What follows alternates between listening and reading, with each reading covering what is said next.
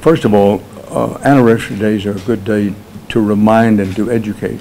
I mentioned earlier there are a lot of young people, particularly very young people, who have no idea what Kent State, what we're talking about when we talk about the horror of Kent State. So an anniversary day is always a very good time to not only remind ourselves, but to remind others and to teach.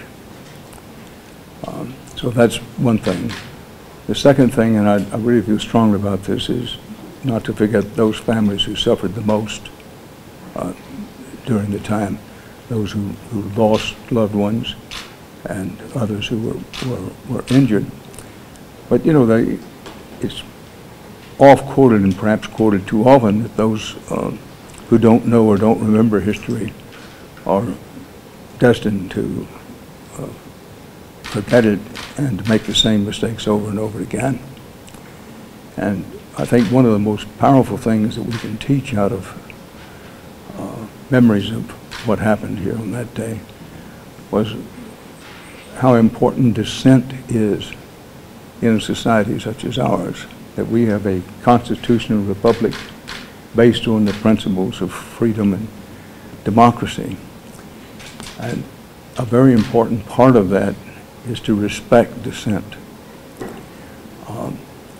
peaceful dissent. And dissent is not always justified, it's not always right, but it has been a very important part, dissent has, of what has made us our beloved United States of America.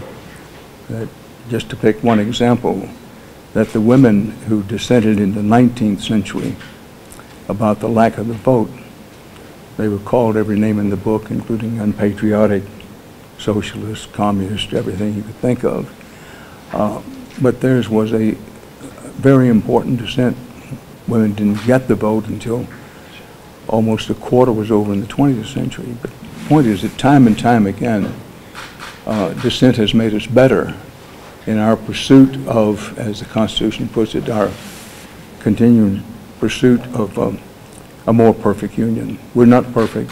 We realize we can't be perfect, but our guiding star is always seeking to be a more perfect union, and dissent is such an important part of that. And what culminated in the horror of the killings and woundings of that day in 1970, but it was an outgrowth of continuing and building dissent about the war.